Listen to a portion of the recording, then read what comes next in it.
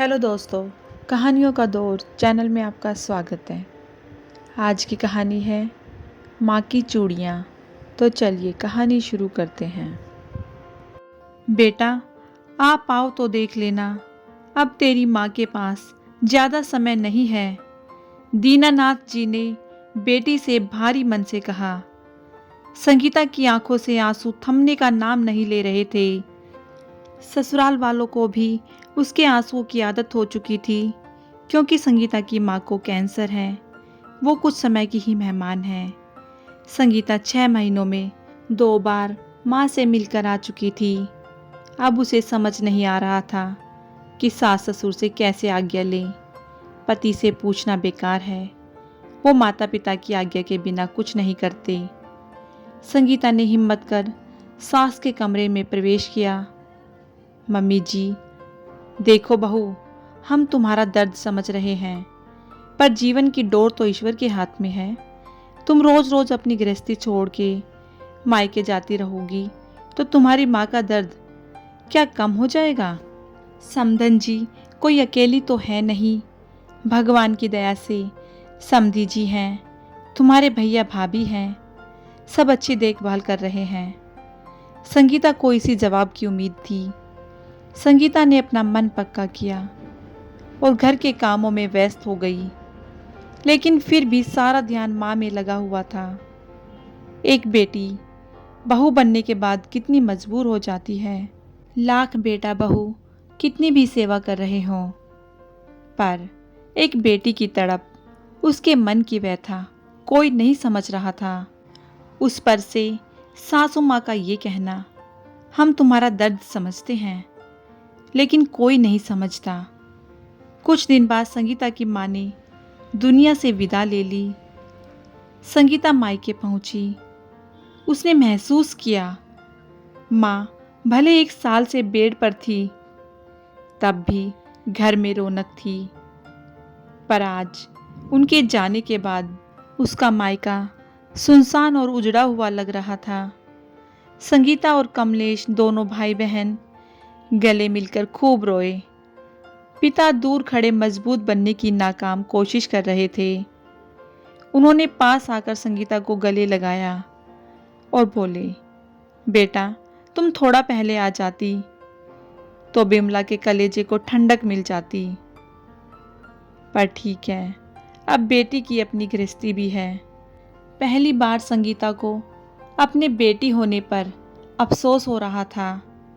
माता पिता ने परवरिश में कभी महसूस नहीं होने दिया कि वो बेटी है, पर ससुराल वालों ने उसे बहू के फर्ज याद दिलाकर एहसास करा दिया कि बेटा बेटी में बहुत फर्क है। दाह संस्कार हो गया। 12वें दिन तक सब रिश्तेदार चले गए। संगीता के पास सास ससुर और पति भी आए और अपना मुंह दिखाकर चले गए। घर सब लोगों के जाने के बाद और काटने लगा। माँ की याद और सताने लगी।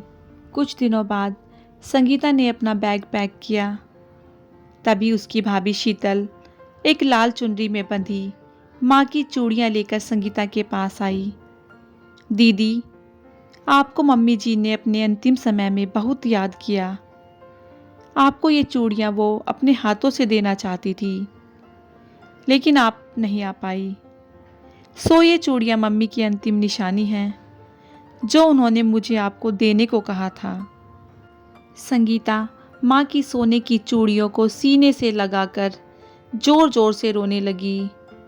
माफ़ कीजिएगा दीदी, माँ के इलाज में काफ़ी खर्च हो गया, इसलिए फ़िलहाल हम आपको इससे ज़्यादा कुछ नहीं दे पा रहे हैं, पर जल्दी ही कुछ इंतज़ाम कर हम आपको भिजवा देंगे। शीतल की आंखें झुकी हुई थी। संगीता ने सारी चूड़ियाँ भाभी के हाथों में पहनाकर एक चूड़ी अपने हाथ में पहन ली। भाभी, आपके हाथों में ये चूड़ियाँ मुझे मेरी माँ के होने का एहसास कराएंगी।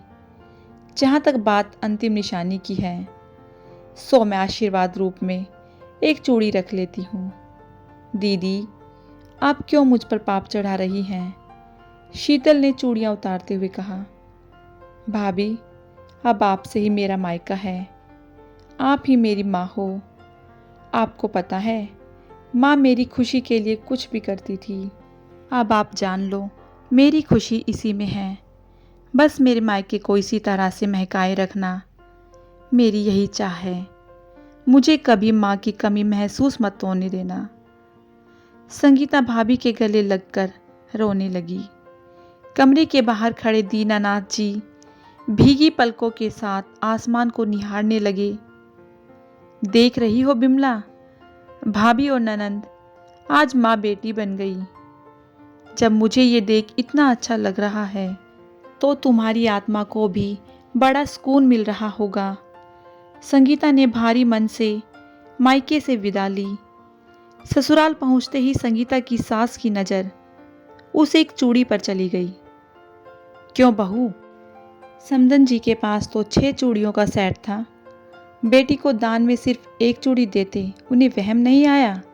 जाने के बाद बेटियों को दिया गया दान तो महादान माना जाता है। तुम तो इकलौती बेटी थी। सास का एक एक शब्द संगीता के सीने पर किसी तीर की तरह लग रहा था। माँ के जाने के दर्द से वो अभी तक उभरी नहीं थी, सो गुस्सा आज सास पर फूट पड़ा।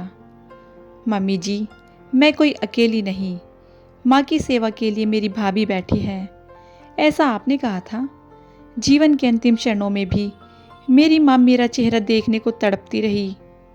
जब भाभी ने सारी चूड़ियाँ मुझे दी तो मैंने उन्हें ही पहना दी और कहा, इन पर पहला हक आपका है, क्योंकि आपने अंतिम समय तक उनकी सेवा की। मैं तो मेहमानों की तरह पहुंची। संगीता इतना कह अपने कमरे में आ गई। सास का चेहरा उतर गया।